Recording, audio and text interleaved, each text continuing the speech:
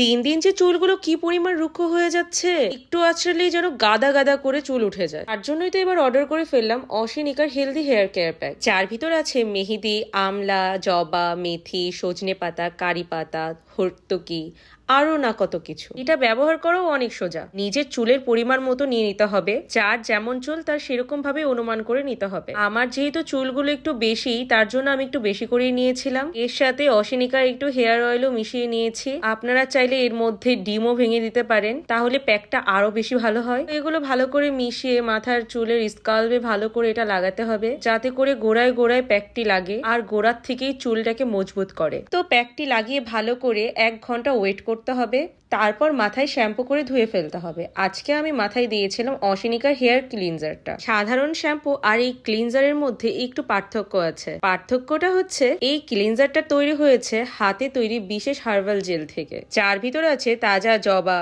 Rosemary, তিসি আর মেথি, যা আপনার চুলের যত্নে কাজ করে একদম গোড়া থেকে। এইটা ইউজ করলে আপনার যেমন চুল পরিষ্কার হবে, তেমনি আরো নতুন নতুন চুল গজাবে। চাইলে একবার ইউজ করে দেখতে পারবেন, নিজের চুলের চেঞ্জ নিজেই দেখতে পারবেন। আর এটা পেয়ে যাবেন একমাত্র অশিনিকাতে।